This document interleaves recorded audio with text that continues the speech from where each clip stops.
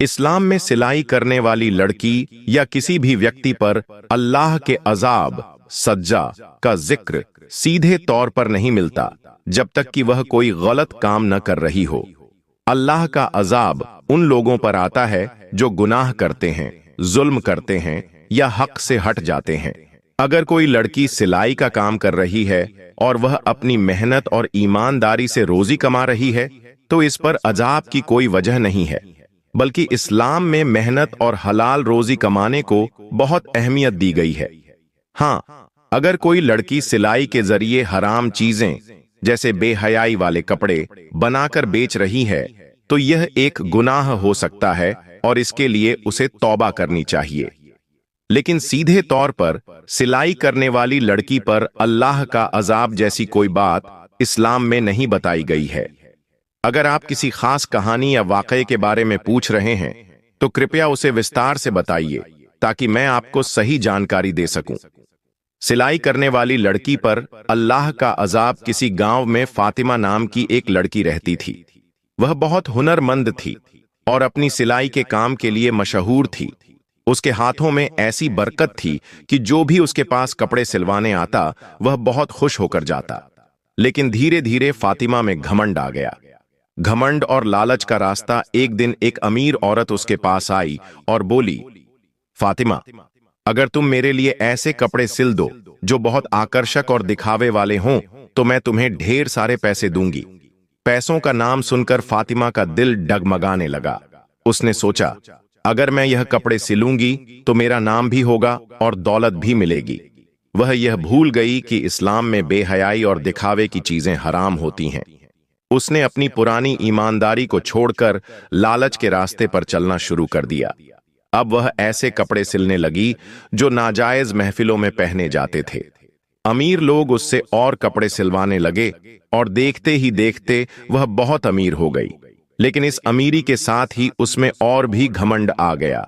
वह गरीबों की मदद करना भूल गई, अपने माता पिता की इज्जत करना भूल गई और हराम कमाई में पड़ गई।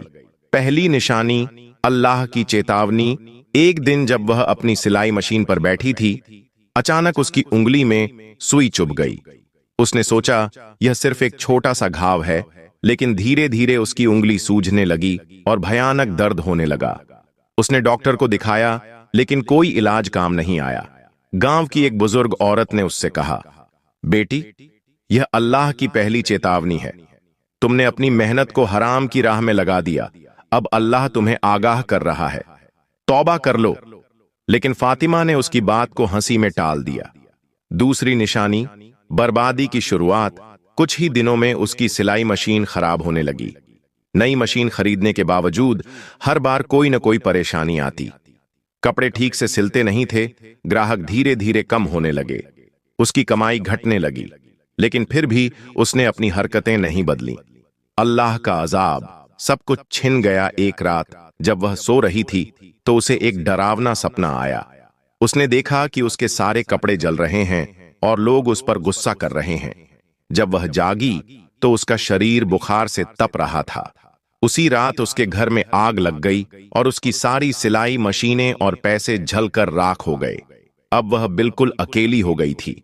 जिन अमीर लोगों के लिए उसने हराम काम किया था वे सब उसे छोड़ चुके थे। कोई भी उसकी मदद को आगे नहीं आया। भूखी प्यासी वह गांव की गलियों में भटकने लगी। तौबा और अल्लाह की रहमत। आखिरकार जब उसकी हालत बहुत खराब हो गई तो उसे अपनी गलती का एहसास हुआ। वह गांव की मस्जिद में गई, अल्लाह के सामने सजदा किया और रो रो कर तौबा करने लगी। ऐ अल्लाह, मुझसे बहुत बड़ी गलती हो गई। मैंने अपनी मेहनत को गलत राह पर लगा दिया। अब मैं दोबारा कभी ऐसा नहीं करूंगी, मुझे माफ कर दे। अल्लाह की रहमत हुई और धीरे धीरे उसकी सेहत वापस आने लगी। उसने फिर से सिलाई का काम शुरू किया, लेकिन इस बार सिर्फ अच्छे और शरीयत के मुताबिक कपड़े ही सिलने का वादा किया। सबक इस कहानी से हमें यह सीख मिलती है कि अगर हम मेहनत और हुनर को गलत कामों में लगाते हैं तो अल्लाह हमें पहले चेतावनी देता है। अगर हम नहीं सुधरते तो अजाब आता है, लेकिन अगर हम सच्चे दिल से तौबा करें तो अल्लाह की रहमत हमें फिर से संभाल सकती है। अल्लाह हमें सही रास्ते पर चलने की तौफीक दे। आमीन। इस्लाम में किसी भी व्यक्ति पर अन्याय करना या उसे बिना कारण तकलीफ देना गलत माना गया है। अगर कोई लड़की सिलाई का काम करती है और उसके साथ नाइंसाफी होती है तो इस्लाम में यह जुल्म माना जाएगा। अल्लाह ताला ऐसे जालिमों को सख्त अजाब देने वाला है। कुरान और हदीस के मुताबिक अजाब 1 जुल्म का अंजाम अल्लाह ने कुरान में फरमाया है और जालिमों के लिए दर्दनाक अजाब है। सूरह इब्राहिम 14:22। यानी जो लोग दूसरों पर जुल्म करते हैं अल्लाह उन्हें सख्त सजा देगा। 2 मेहनत करने वाले की इज्जत। इस्लाम में मेहनत करने वाले का बहुत बड़ा दर्जा है। हदीस में आता है, सबसे अच्छा खाना वही है जो आदमी अपने हाथों की मेहनत से कमाए। सही है बुखारी। अगर कोई लड़की सिलाई करके हलाल रोजी कमाती है तो यह इस्लाम में बहुत अफजल है। 3 गलत बर्ताव करने वालों को सजा। अगर कोई लड़की सिलाई का काम करती है और कोई उस पर जुल्म करता है, उसका हक मारता है या उसे सताता है तो अल्लाह उसे दुनिया और आखिरत में सजा देगा। हदीस में है, जिसने किसी मजलूम पीड़ित को तकलीफ दी अल्लाह उसे सख्त अजाब देगा। मुस्नद अहमद। सबक, मेहनत करने वाली लड़की को इज्जत देनी चाहिए। अगर किसी पर जुल्म हो रहा है तो उसे अल्लाह से मदद मांगनी चाहिए, क्योंकि अल्लाह मजलूम की दुआ जल्दी कबूल करता है। बहुत समय पहले की बात है, एक गांव में हिना नाम की एक लड़की रहती थी। वह बहुत कुशल दर्जिन थी और उसके सिलाई के हुनर की पूरे गांव में चर्चा होती थी।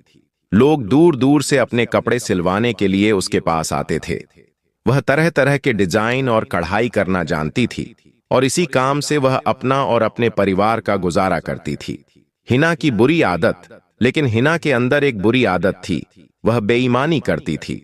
वह ग्राहकों से ज्यादा पैसे लेती और काम में धोखा देती। अच्छे कपड़े और धागों की जगह सस्ते और घटिया चीजें इस्तेमाल करती। गरीबों से भी वह ज्यादा पैसे लेती और उन्हें अच्छे कपड़े सिलकर नहीं देती थी। वह सोचती थी कि लोग समझ नहीं पाएंगे, लेकिन वह भूल गई थी कि अल्लाह सब देखता है। गरीब दादी की दुआ एक दिन गांव की एक बुजुर्ग महिला हिना के पास आई। उसके साथ उसकी पोती भी थी, जिसकी शादी होने वाली थी। दादी ने हिना से कहा, बेटी, मेरी पोती के लिए अच्छा सा जोड़ा सिल दो। मेरे पास ज्यादा पैसे नहीं हैं, लेकिन मैं तुम्हें दुआ दूंगी।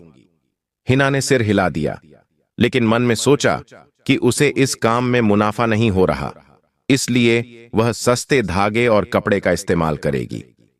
हिना ने जल्दी जल्दी शादी का जोड़ा तैयार कर दिया, लेकिन उसने बहुत घटिया धागे और कपड़ा लगाया। वह जानती थी कि शादी के समय कोई ज्यादा ध्यान नहीं देगा और उसकी बेईमानी छिपी रह जाएगी। उसने कपड़े बुजुर्ग महिला को दे दिए और पूरे पैसे वसूल लिए। शादी का दिन और बर्बादी शादी का दिन आ गया। दुल्हन ने हिना के सिलाए हुए कपड़े पहने और सभी मेहमान उसकी सुंदरता की तारीफ करने लगे। लेकिन जैसे ही कुछ घंटे बीते, कपड़े कई जगह से फटने लगे। पहले किसी को समझ नहीं आया, लेकिन धीरे धीरे लोगों ने देखा कि दुल्हन के कपड़े बहुत ही घटिया कपड़े से बने हैं। पूरे परिवार की इज्जत पर सवाल उठ गया। दुल्हन बहुत शर्मिंदा हो गई और रोने लगी। उसकी दादी को यह देख बहुत दुख हुआ।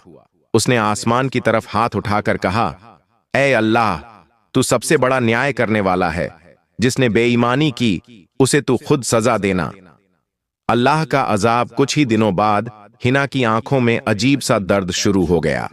पहले तो उसने सोचा कि यह आम बीमारी होगी, लेकिन धीरे धीरे उसकी नजर कमजोर होने लगी।